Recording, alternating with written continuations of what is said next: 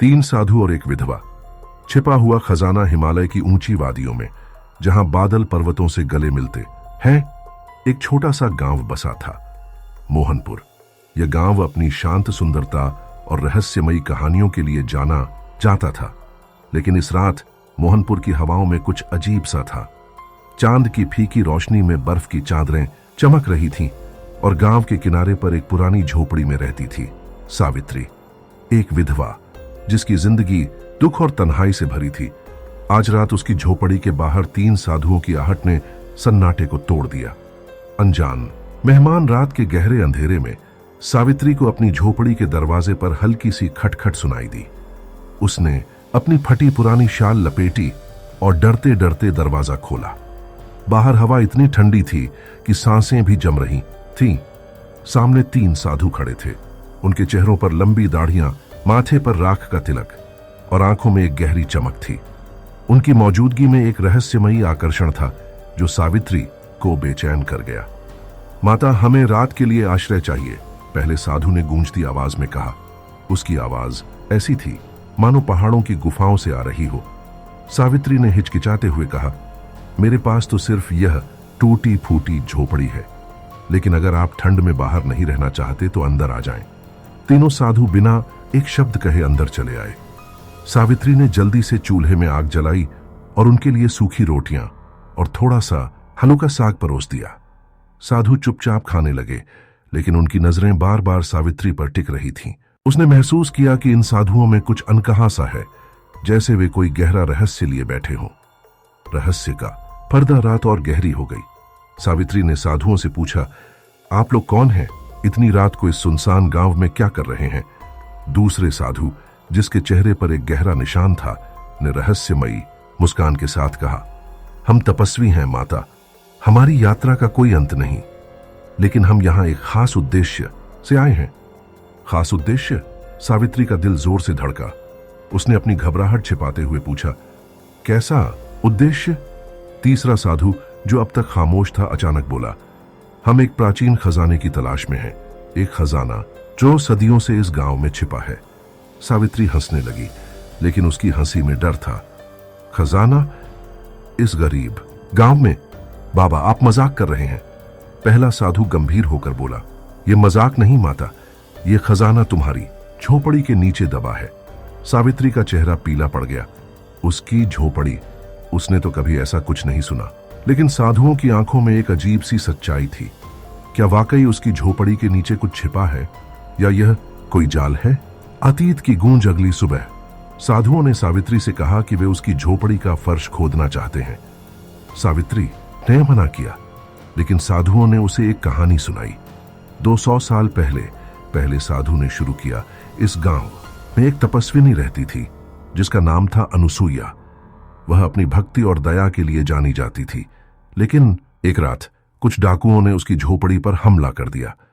अनुसुईया ने अपने जीवन की सारी संपत्ति, एक चांदी का संदूक जिसमें अनमोल रत्न थे, इस झोपड़ी के नीचे छिपा दिया। लेकिन उस रात अनुसुईया की हत्या हो गई और उसका खजाना यहीं दबा रह गया। सावित्री की आंखें आश्चर्य से फैल गईं। उसने कहा, लेकिन यह मेरी झोपड़ी से कैसे जुड़ा है? दूसरे साधु ने जवाब दिया, यह झोपड़ी उसी जगह बनी है जहां अनुसुईया की झोपड़ी थी, और तुम सावित्री अनुसुईया की आखिरी वंशज हो। यह सुनकर सावित्री के होश उड़ गए। उसने कभी नहीं सोचा था कि उसका अतीत इतना गहरा और रहस्यमयी हो सकता है, लेकिन साधुओं की बातों में एक सच्चाई थी जो उसे अंदर तक हिला गई। खजाने की खोज साधुओं ने सावित्री को मनाया और आखिरकार उसने फर्श खोदने की अनुमति दे दी। तीनों साधु दिन रात मेहनत करने लगे। सावित्री उनके साथ थी, लेकिन उसका मन डर और उम्मीद के बीच झूल रहा था।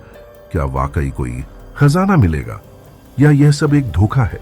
5वें दिन मिट्टी के नीचे से एक पुराना जंग लगा संदूक निकला। सावित्री की सांसें थम गईं। साधुओं ने संदूक खोला और उसमें चांदी के गहने और चमकते रत्न दिखाई दिए, लेकिन संदूक में एक और चीज थी, एक पीला फटा हुआ पत्र। पहले साधु ने पत्र पढ़ा, यह खजाना मेरे वंशजों के लिए है, लेकिन इसे वही पाएगा जो इसे दूसरों की भलाई के लिए इस्तेमाल करेगा।